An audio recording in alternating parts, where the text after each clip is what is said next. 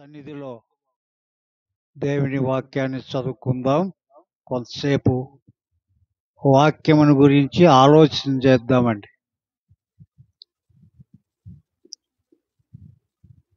ఫిలిప్పీలకు రాసిన పత్రిక 4వ అధ్యాయం 11, 12 చదవండి. ఫిలిప్పీలకు రాసిన పత్రిక 4వ అధ్యాయం 11, 12 చదవండి. నాకు కొదువ కలిగినందున నేనేలాగు చెప్పుటలేదు. నేనీ స్థితిలో ఉన్నను, ఆ స్థితిలో సంతృప్తి కలిగి ఉండ నేర్చుకుని ఉన్నాను. దీన స్థితిలో ఉండ నెరుగుదును, సంపన్న స్థితిలో ఉండ నెరుగుదును. ప్రతి విషయంలోనూ అన్ని కార్యంలోనూ కడుపు నిండియుండుటకును, ఆకలి గొనియుండుటకును, సమృద్ధి కలిగి ఉండుటకును, లేమిలో ఉండుటకును నేర్చుకొని ఉన్నాను. ప్రభునందు ప్రియులరా, మనము నేర్చుకోవాలి. ఏదైనా కానీ ప్రభువులో ఎలాగ జీవించాలో నేర్చుకోవాలి. పౌలు గారు అంటున్నారు కదా, నేర్చుకొని ఉన్నాను అంటాడు.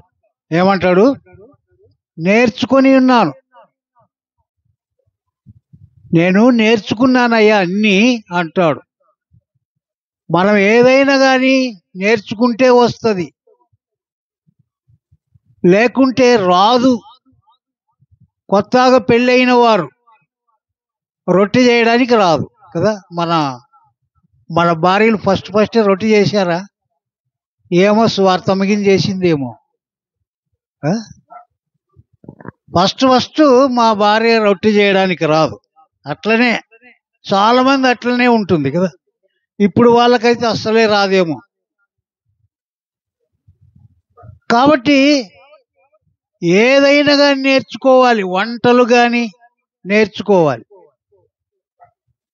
మరి ఇంటికి సున్నము కొట్టడం నేర్చుకోవాలి. ఏదైనా నేర్చుకుంటే అప్పుడప్పుడంటే రాదు కదా. మరి మనం జీవితంలో ప్రభువు కొరకు జీవించడం కూడా నేర్చుకోవాలి కదా. మరి జీవితంలో మనం ప్రభువు కొరకు ఎలాగ జీవించాలో అని నేను నేర్చుకున్నాను అంటున్నాడు పౌలు గారు. ఆయన ఎలాంటి వాడంటే నేర్చుకొని ఇతరులకి నేర్పించేవాడు. మనం కూడా అంతే, నేర్చుకొని ఇతరులకి నేర్పించాలి. ఏం చేయాలి? నేర్చుకొని ఇతరులకి నేర్పించాలి. మనం ఏది నేర్చుకున్నదే ఇతరులకి నేర్పించకపోతే రానే రాదు అన్నమాట. దేవుని సన్నిధిలో కూడా ఎలాగ కూర్చోవాలో నేర్చుకోవాలి. కొత్త పాట పాడాలంటే నేర్చుకోవాలి కదా. మరి ఏదైనా కానీ నేర్చుకోవాలి. కానీ లోకములో అన్ని నేర్చుకుంటారు, కానీ దేవుని కోసం బ్రతకడము నేర్చుకోరు. దేవునిలో ఏవేవి నేర్చుకోవాలో ఆశ ఉండదు చాలా మందికి. ఇడిచిపెట్టేస్తారు అంతే. మందిరానికి వచ్చేది, ఇడిచిపెట్టేది అంతే. ఏది నేర్చుకునేది లేదు. నిన్నే మా బాబు చెప్పాడు, పెద్దోడు. అతను ఈ మీటింగ్ పెట్టట్లేదంటే ఆయన్ని అందరూ తిట్టారంట. ఏమని తిట్టారండి నన్ను? నేను కూడా ఒకసారి తిట్టాను అతన్ని. ఎందుకంటే మాటకు మాట వచ్చింది, కొంచెం గట్టిగా అరిచాను.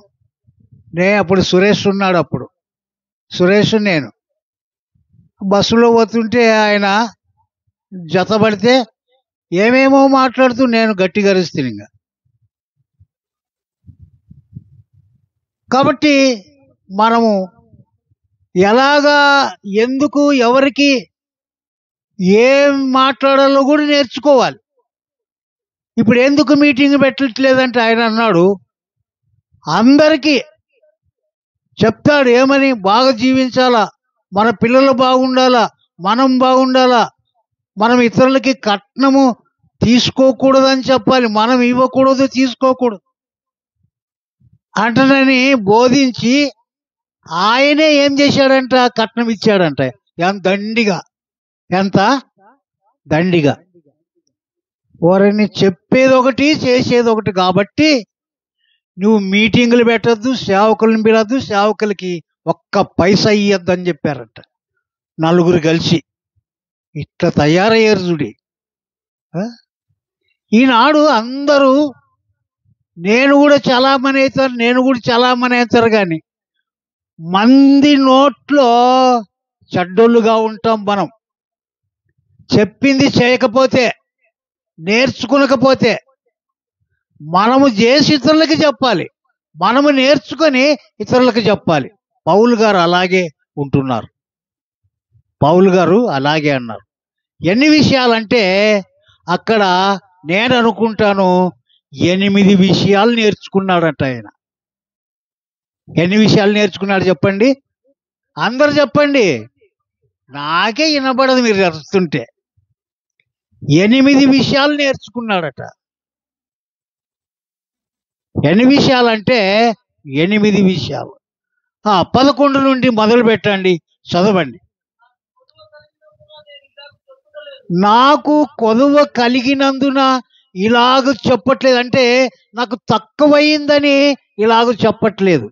అందరూ ఏమనుకున్నారంటే ఇతనికేమో తక్కువైంది, ఇతని దగ్గర ఏమి లేదు, ఈయన అందరినీ మరి ఆశించేవాడు అనుకున్నారేమో. ఆయన ఏమంటున్నాడంటే నాకు కొదువ కలిగినందున ఇలాగ చెప్పట్లేదు. నేను ఏ స్థితిలో ఉండినను, చూడండి ఏం నేర్చుకున్నాడంట? నేను ఏ స్థితిలో ఉన్నానో ఆ స్థితిలో ఎట్లా ఉన్నాను? సమృద్ధి కలిగి ఉండుటకు నేర్చుకొని ఉన్నాను. చూడండి, నేను ఏ స్థితిలోనన్నా కానీ, పై స్థితిలోనన్నా కానీ, కింది స్థితిలోనున్నా కానీ, నేను సమృద్ధి కలిగి ఉండుటకు నేర్చుకొని ఉన్నాను. మనిషికి ఎంత డబ్బుంటే శాంతి ఉంటుంది చెప్పండి? ఎంత డబ్బుంటే శాంతి ఉంటుంది? ఎంతన్నున్న ఇంకా కావాలంట. డబ్బున్నోనికి ఇంకా కావాలంటాడు. డబ్బు లేకుంటేనే వాడు ఏమైనా ఖర్చు పెడతాడు, కానీ డబ్బుంటే ఇంక అంతే కథే. ఏం చేస్తాడు? ఇంకా ఖర్చు పెట్టడు, ఏమేమో సాకులు చెప్తాడు అనమాట. ఆయన అట్లా కాదంట, నేను ఏ స్థితిలోనూ సమృద్ధి కలిగి ఉన్నాను అంటాడు. సమృద్ధి కలిగి ఉండటకు నేర్చుకొని ఉన్నాను. చూడండి, 1 చదవండి. దీన స్థితిలో నుండి ఎరుగుదును. చూడండి, చాలు చాలు, ఒక్కొక్క మాట. దీన స్థితిలో ఉండనెరుగుదును. దీన స్థితి అంటే ఏమి లేని స్థితి. అయినా నేను ఎలా ఉన్నానంటే ఉన్నోని లెక్కలే ఉన్నాను, సమృద్ధి కలిగి ఉన్నోని లెక్కల నేనున్నాను. మనమైతే ఏమి లేకుంటే ఇంకా అయిపోయాయి ఇంకా కదా. అదంతే, ఒక ముద్ద తక్కువ కానీ రాత్రిపూట ఎట్లుంటుంది? లేమా నీవు తక్కువ చేసావా? ఎవరో ఒక్క ముద్ద తక్కువ అయితే కూడా అరిసేది అంటది అమ్మ కదా కదా. మరి దీనస్థితి, ఆయన దీనస్థితిలో ఉన్నప్పుడు కూడా ఎరుగుదును అంటాడు కదా. మరి తెలుసుకున్నాడు, దీనస్థితిలో ఎలాగుండాలో నేర్చుకున్నాడు అనమాట. చూడండి, అది నారాజు బాగా చెప్పాడు, మర్చిపోయిందాన్ని కదా. ఆయన దీనస్థితిలో ఉండటానికి నేర్చుకున్నాడు, బట్టలు లేకుండా ఉండేదానికి నేర్చుకున్నాడు, డబ్బు లేకుండా ఉండేదానికి నేర్చుకున్నాడు కదా. ఇంకా ఏమంటే ఎవరు బంధువులు బంధుమిత్రాదులు లేకున్నా కూడా కదా ఆయన ఉండడము నేర్చుకున్నాడు కదా. మరి ఆయన ఏమంటున్నాడంటే నేను 1వది ఏం నేర్చుకున్నాడంట? ఫస్ట్ది అర్రే ఏం నేను ఏ స్థితిలో ఉండనేనో ఆ స్థితిలో సంతృప్తి కలిగి ఉండుట నేర్చుకుని ఉన్నాను. అది అలాగ నేర్చుకున్నాను. నాకు దీనస్థితి తెలుసు. నాకు ఈ దీనస్థితి తెలుసు. కాబట్టి నేను అయినా కూడా ఎలాగున్నానంటే దీనస్థితిలో ఉంటే కూడా నాకు అన్ని ఉన్నాయిలే అనుకున్నాడట, అని తెలుసుకున్నాడు. ఏం చేద్దాం మరి, లేవు. ఇంకా అందుకోసం ఏడ్చుకుంటూ కూర్చుందినా? సరే ప్రభు ఉన్నాడు కదా, ప్రభువే నా గతి అనుకున్నాడు అనమాట. అది దీనస్థితి. యేసు ప్రభు వారు కూడా మన దగ్గరికి ఒక సావుకారిగా రాజుగా రాలేదు కదా, మరి ఒక ఉన్నవాడుగా రాలేదు. ఆయన కూడా ఎలాగొచ్చాడంటే దీనుడై వచ్చాడు, ఏమి లేని వాడుగా వచ్చాడు కదా. స్టీవెన్ గారు పాట పాడారు కదా, మంచి లేని నా కోసం ఎంతో ప్రేమ చూపావు. మొదటి వచ్చిన ఎవరైనా చెప్తారా? ఎవరు? ఆ మాట బాగుంది. నీవు ఏమి లేని వాడవయ్యా ఇక్కడ కాలు పెట్టావు అంటాడు కదా. మరి నీవు ఏమి లేని వాడిగా ఇక్కడ కాలు పెట్టావు అంటాడు. అంటే భూమి మీదకి దిగొచ్చావు అని చెప్తాడు అనమాట. ఆయన సమృద్ధి కలిగి ఉండేది నేర్చుకున్నాడు. ఏ స్థితిలో ఉన్నాను, దీన స్థితిలో ఉండేది కూడా ఆయనకు తెలుసు అనమాట. మనకు దీన స్థితి ఉంటే ఇంక ఏమేమి అవుతామో, నాకేం లేదు, నాకేం లేదు, నాకేం లేదు అంటాం కదా. మరి మన గతి అది, నీ గతి నా గతి. కానీ ప్రభువులో మనము నేర్చుకోవాలి, ఉండడము నేర్చుకోవాలి, అలవాటు కావాలి. అన్ని ఉన్నట్లే, అన్ని ఉంటేనే నేను బాగున్నాను అని చెప్పకూడదు. అయినా దీనస్థితిలో ఉంటే కూడా పర్లేదులే, బాగున్నాను అన్నట్లు ఉండాలి. పర్లేదులే, ఎలాగున్నాను, బాగున్నాను అన్నట్లుగా ఉండాలి. అంటే ప్రభు పిల్లలు ఎప్పుడైనా కానీ, ఏ స్థితిలోనైనా కానీ సంతోషం ఉండాలి కదా. మరి మనం ఎట్లుంటామంటే భర్త చచ్చిపోయిన ఆడేములు ఎక్కడ ఉంటాం కదా, మొఖం వికారం. చెప్పు. ఒక అత్తనింది కోడలు ఎట్లుందంట, ఎవరితో మాట్లాడదంట, ఎవరిని మాట్లాడు. ఒక్క గిట్ల పళ్ళు సంతోషంగా ఒక్క నవ్వు కూడా నవ్వదంట. ఈ కోళ్ళు ఎట్ల కోళ్ళు అబ్బా అంటారంటది ఒక ఆయమ్మ కదా. మరి ఈ కోడలు ఎట్ల కోడలు, ఇంత ఇదే మరి అంటున్నాను. కాబట్టి పిల్లరా, మనము నేర్చుకోవాలి. అందుకోసమే సంపన్న ఏ స్థితిలోనైనా సరే నేను నేర్చుకుని ఉన్నాను, సమృద్ధి కలిగి ఉండుటకు నేర్చుకొని ఉన్నాను. ఒకటి, దీన స్థితిలో ఉండడానికి నేర్చుకున్నాను. చదవండి. సంపన్న స్థితిలో నెరుగుదును. సంపన్న స్థితిలో అంటే దీన స్థితిలో ఉండనెరుగుదును, సంపన్న స్థితిలో ఉండనెరుగుదును. అతనికి సంపన్న స్థితి అంటే ఏమి? ఎక్కువ స్థితి అంటే ఉన్నవాడు, ధనవంతుడు. ధనవంతుడు, ఆయన ధనవంతుడండి, అన్ని విషయాల్లో ధనవంతుడు. పౌలు గారు యేసు ప్రభువు నమ్ముకున్నప్పుడు గొప్పగా చదువుకున్నవాడు, గొప్పగా గమానియేల్ పాదాల దగ్గర చదువుకొని ఆయన గొప్పవాడయ్యాడు. అంతేకాదు ధర్మశాస్త్రం అంతట్లో ప్రవీణుడంట ఆయన.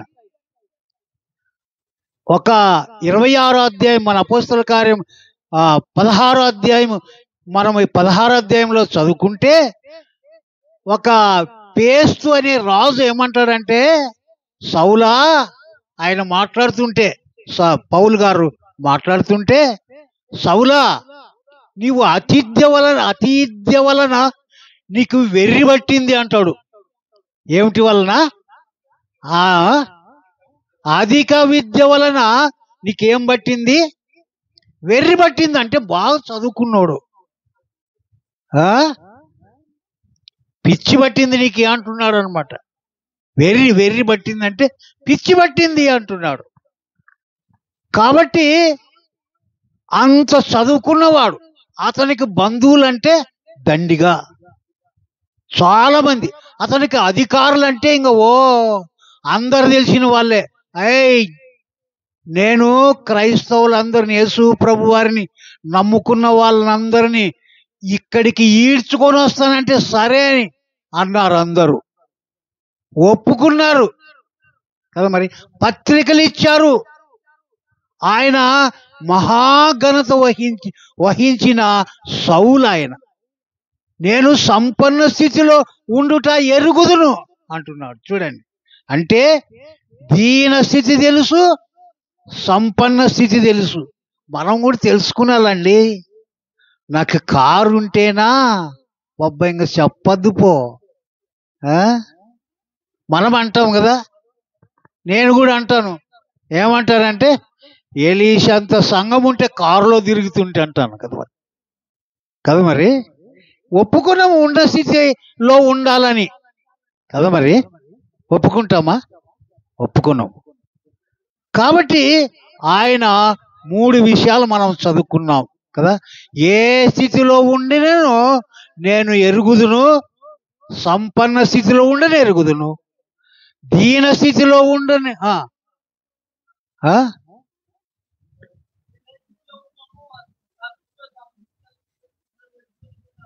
నేను ఏ స్థితిలో ఉండెను ఆ స్థితిలో సమృద్ధి కలిగి నేర్చుకొని ఉన్నాను. 1 దీన స్థితిలో ఎరుగుదును, సంపన్న స్థితిలో ఎరుగుదును అంటున్నాడు. చూడండి, ఈయనకు అన్నీ తెలుసండి, తెలుసుకున్నాడు. ఇంకేమంటాడంటే చదవండి. ప్రతి విషయములో, అన్ని కార్యాల్లో, చాలు కదా. మరి ప్రతి విషయములో, అన్ని పనులలో, కార్యాలంటే అంటే ప్రతి విషయములు కూడా చాలా జాగ్రత్తగా ఉన్నాను నేను. మనకు జాగ్రత్త ఉందే? జాగ్రత్తయే లేదు కదా. మరి ఎవరైనా మంచి విషయాలు చెప్తే వాళ్ళని చెడ్డ విషయాలు అనుకునేది, అవునా కాదా అని ఆలోచించేది లేదు. అలాగా ఎవరున్నారంటే తెస్సలోనిక సంఘం ఉంది. పౌలు వాక్యం చెప్తూ ఉంటే నిజమా కాదా, కరెక్ట్ చెప్తున్నాడా లేదా అని వాళ్ళు పరీక్ష చేసేవారంట పౌల్ని. అలాగే చేసే వాళ్ళగా మనం ఉండాలి. కానీ ఎట్టు పోతే ఏమిలే, యాడుంటే ఏమిలే, అంత దేవుడేలే, అంత ఒకటేలే, ఈ బోధలు వచ్చాయి ఇప్పుడు కదా. యాడుంటేమి అంటే, యాడుంటేమంటే ఎట్లా అంటే రాజకీయంలో ఉంటే ఒకటే, దేవునిలో ఉంటే కూడా ఒకటేనా? రాజకీయం అంటే దేవుని సన్నిధి అంటే కూడా ఒకటేనా? మన కథ ఇది. ఎవరి కథ? మన కథ. కాబట్టి మనము గుర్తుపట్టాలి, ఏ స్థితిలో నేర్చుకుని ఉన్నామో ఆ స్థితిలో బాగా ఉండాలి కదా. ప్రతి విషయములో, అన్ని కార్యాల్లో ఎన్నాయి ఇప్పుడు? 4 అయినాయి కదా. మరి అవి 3, ఇవి 2, 5 అయినాయి. ఫస్ట్ ఏ స్థితిలో సంపన్న స్థితిలో ఉండనెరుగుదును, దీన స్థితిలో ఉండనెరుగుదును. 2 ప్రతి విషయములో, అన్ని కార్యములలో, ఏ స్థితిలో సమృద్ధి కలిగి ఉండుట నేర్చుకొని ఉన్నాను. కాబట్టి ఎన్నైనా 8 కదా. ఏ స్థితిలోనైనా సమృద్ధి కలిగి నేర్చుకొని ఉన్నాను. 8 అయినాయి. కాబట్టి ప్రియులారా, మనము నేర్చుకునాలి, ఇతరులకి నేర్పించాలి. మనము నేర్చుకున్నదే ఎవరికి నేర్పించము, ఎవరికి నేర్పించము. కాబట్టి ప్రియులారా, మనం అన్ని విషయాలు జాగ్రత్తగా ఉండాలి. ఉన్న వాళ్ళే ఇష్టపడకూడదు, లేనిది కూడా ఇష్టపడాలి. మనం అలాగ ఇష్టపడుతున్నాం. ఆయన అలాగ ఇష్టపడ్డాడు. ఇష్టపడి తిమోతికి చెప్తున్నాడు. తిమోతిలకు రాసిన పత్రిక 2వ పత్రిక చదువుకుందామండి. 2వ పత్రిక తిమోతికి నేర్పిస్తున్నాడు. 2వ పత్రిక 11వ వచనం చదవండి. 4:11.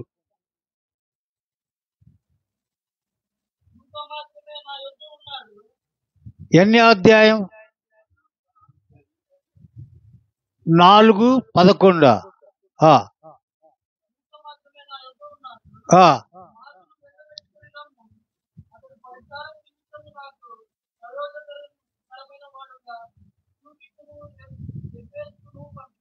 మూడు 11 ఏం చూడండి. 3:11. యవనుడా, నీ యవనమును బట్టి నిన్ను ఎవడు తృణీకరింపనీయకు అనే మాటలు అక్కడ ఉంటాయి. 2వ అధ్యాయము ఇంతకేం 11వ వచనంలో ఉంటది. 1వ తిమోతి ఏమో చూడండి, 4:11 ఏమో. 1వ పత్రిక 4:11 చూడండి. మర్చిపోయాను వచ్చినము. ఎన్నో వచ్చిన చెప్పాలి నువ్వు. అది పత్రిక అది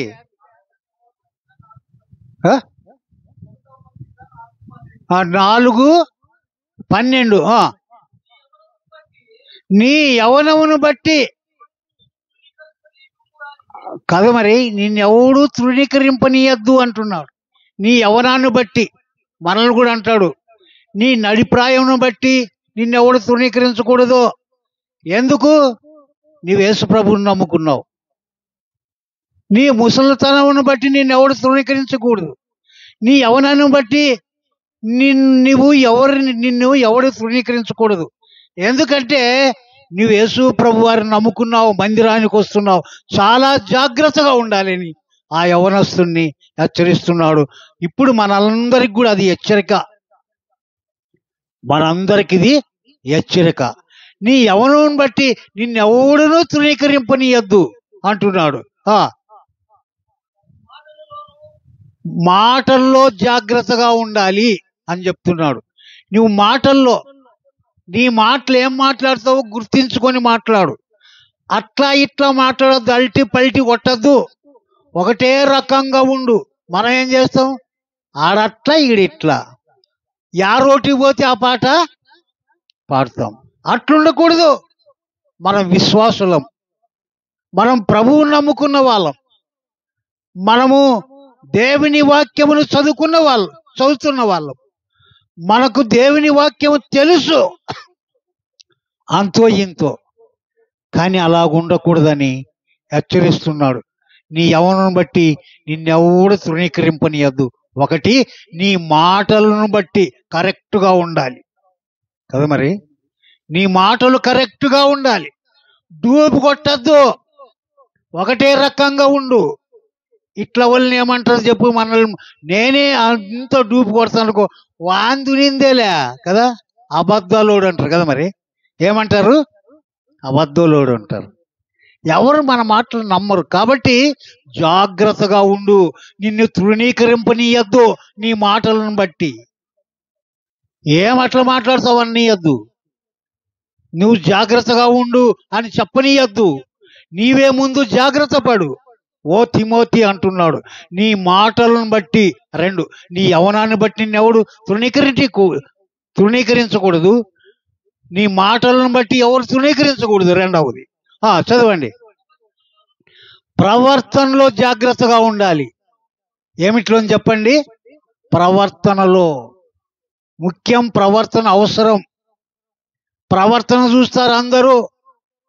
మాట ఒకటే కాదు చూసేది, మాట చూస్తారు, ప్రవర్తన కూడా చూస్తారని చెప్తున్నాడు. ఈ నేర్చుకున్నాడు కదా అన్ని విషయాల్లో. ఈయన నేర్పిస్తున్నాడు. మనము కూడా నేర్చుకోవాలండి. ఊరికనే ఉంటే కాదు. ప్రవర్తనలోనూ మూడవది కదా, ప్రవర్తనలో జాగ్రత్తగా ఉండాలి. ఉన్నామా? ఒకసారి ఆలోచన చేద్దాం. యేసు ప్రభువారు ప్రవర్తనలో జాగ్రత్తగా ఉన్నాడు కదా, మరి చాలా జాగ్రత్త. మాటల్లో కూడా జాగ్రత్తగా ఉన్నాడు కదా, మరి ఆయన చాలా జాగ్రత్తగా ఉండేవాడు. మాటల్లో అన్నప్పుడు ఒకసారి ఆయన్ను, యేసు ప్రభు వారిని, యోహాను సువార్తలో ఒకడొచ్చి చెంప మీద కొట్టాడు. నేను నన్ను ఎందుకు కొడితే, నేను కాని మాట ఏమంటే చెప్పంటే నోరు మూసుకున్నాడు ఆయన. ఆయన అట్లా ఎట్లంటే మాట్లాడేవాడు కాదు. ఆయన అడిగితే జవాబు చెప్పలేరు ఎవరు. అలాగనే ఆయన మాట్లాడితే ఆయన ఏమన్నాడంటే, నాలో పాపం ఉందని ఎవరైనా మీలో చెప్పగలరా అంటే నోరు మూసుకున్నారు కదా. మరి ఆయన మాటకు జవాబు లేదు. ఆయనకు చెప్పలేరు. ఆయన మాటకు జవాబు చెప్పలేము కదా. ఆయన మాటల్లో జాగ్రత్తగా ఉన్నాడు, ప్రవర్తనలో కూడా జాగ్రత్తగా ఉన్నాడు. ప్రవర్తన, శిలువకేసి చంపేటప్పుడు నిన్ను విడిచిపెడతాము, నీవు రాజువా కాదా ఒక మాట చెప్పు, నీవు దేవుని కుమారుడేనా అంటే, అవును నేను కాదనలేదు ఆయన కదా. అవును నేను దేవుని కుమారుడు, నేను రాజునే అన్నాడు. కాబట్టి మాటల్లో కూడా జాగ్రత్తగా ఉన్నాడు, ప్రవర్తనలో కూడా జాగ్రత్తగా ఉన్నాడు కదా. ఇతరులని పిలుచుట్లో కదా ప్రవర్తన, ఎవరినంటే ఎవరిని ఎట్లంటే పిలలేదు. వేశ్యలను కూడా పిలిచాడు ప్రవర్తనలో, అమ్మా అన్నాడు కదా. వేశ్యలను కూడా, సమరయ స్త్రీకి 6 మంది భర్తలు ఉంటే ఆమెను ఏమన్నాడు చెప్పండి? అమ్మా అన్నాడు కదా. మరి వ్యభిచారంతో పట్టబడిన స్త్రీని వాళ్ళందరూ రాళ్ళతో కొట్టనికి దీన్ని ఏం చేయాలంటే ఆయన అన్నాడు, అమ్మా నిన్ను ఎవరు శిక్షించలేదా అని చెప్పాడు. అలాగ మంచి మాట్లాడాడు కదా. మరి ప్రవర్తన, మాటలు అన్ని జాగ్రత్తగా ఉన్నాడు, తృణీకరింపనీయలేదు యేసు ప్రభువుని. మనమైతే యేసు ప్రభువుని ఏమేమో అంటాం, కానీ ఒకవేళ వేరే వాళ్ళని అడిగితే ఆయన గొప్ప దేవుడు, ఆయన మాట తప్పని వాడని వాళ్ళే సాక్ష్యం ఇస్తారు, నమ్మలేకున్నా కదా. మరి అంత మంచి దేవుడు. మనం యవ్వనం బట్టి, ముసలితనాన్ని బట్టి, వృద్ధాప్యాన్ని బట్టి, నడిప్రాయమును బట్టి మనల్ని ఎవరు తృణీకరించకూడదు. మాటలో జాగ్రత్తగా ఉండాలి కదా. మరి ఇంకా ఒకటి, మాటలో జాగ్రత్తగా, ప్రవర్తనలో జాగ్రత్తగా ఉండాలి, ప్రవర్తనలో కూడా జాగ్రత్తగా ఉండాలి. ఇంకేమిట్లో జాగ్రత్త? ప్రేమలోను, ప్రేమించట్లో ఒకరినొక రకంగా, ఒకరినొక రకం కాదు, అందరిని ఒకే రకంగా ప్రేమించాలి. ప్రేమించే ప్రేమామయులుగా ఉండాలి, ప్రేమ చూపాలి ఇతరులకి. నా పిల్లలకి, నాకు, నా భార్యకి, నాకు, నా ఇంటికి, నాకు కాదు, మనం ప్రేమ చూపాలి కదా. ప్రేమ చూపుటకును కదా. మరి ఎన్నైనాయి ఇప్పుడు? 4 అయినాయి. అంతేనా? అయిపోయినాయా? ఇంకా ఉన్నాయా? ప్రేమ చూపాలి. ముఖ్యము ప్రేమ ఉండబట్టే యేసు ప్రభు వారి లోకానికి వచ్చి ప్రాణం పెట్టాడు, లేకుంటే మన కొరకు పెట్టేవాడు కాదు కదా. మరి ప్రేమ ఉంది కాబట్టి ఆయనకు మేకులు కొట్టినా, బల్లెము గుచ్చినా, తల మీద ములటి కిరీటం పెట్టినా, పాదాల్లో మేకులు కొట్టినా ఆయన మౌనంగా ఉన్నాడు. మనమైతే గిన ఎవరిని ఒక మాట అన్నేమో, ఏం అట్లా మాట్లాడతావు, నేనేమనుకుంటువి, సుమారు ఆగంటాం కదా. మరి ఏమనుకున్నావు అంటాం. కాబట్టి ఆయన ప్రేమతో కదా, ప్రేమతో అన్ని సహించాడు, అన్ని భరించాడు, ప్రేమ చూపాడు ఆయన. 4వది ప్రేమ చూపుటకు. విశ్వాసములోను 2, 4, 5 కదా. 5 విశ్వాసములో కూడా జాగ్రత్తగా ఉండాలి. యేసు ప్రభు వారిని నమ్ముట్లో, యేసు ప్రభు వారు చేసిన కార్యాలు నమ్ముట్లో, యేసు ప్రభు వారిని వెంబడించట్లో విశ్వాసం కావాలి మనకు. విశ్వాసములో కూడా జాగ్రత్తగా ఉండాలి. ప్రేమ చూపుటకును విశ్వాసములోను ఆ పవిత్రతలోను ఎన్నా ఇప్పుడు ఏడు ఆయన అంట, మీరేంచుకోవాలి. నేను పొరపాటు పోతాను కదా. మరి ఏమిట్లోనా పవిత్రత, పవిత్రంగా ఉండాలి మనం. పవిత్రంగా ఏ విధమైన అపవిత్రత మనకు ఉండకూడదు. ఎవరన్నా యా ప్రభు అని ఇలాంటి మంచి మాటలు చెప్పారు నా ప్రజలకి, ఇలా ఉండయ్యని ఎవరు చెప్పలే కదా. ఒక టెంకాయ కొట్టు నాకు చాలు, ఒక గొర్రె నరుకు చాలు, ఇంకేమి ఒక మేకియ్యి, ఆడబోయి దేవర చెయ్యి, ఇంకా చాలు.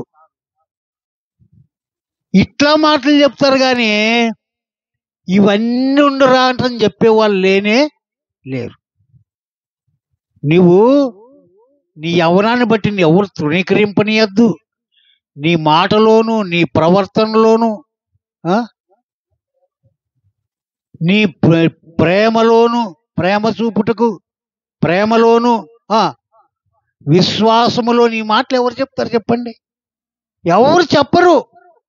మన ప్రభువు మనకు దేవుని గ్రంథములో రాసుంచాడు తన భక్తులను ప్రేరేపించి, ఇలాగుండాలి నువ్వు, లేకుంటే నువ్వు సరైన వాడు కాదు, నావాడు కాదు అని చెప్తున్నాడు కదా.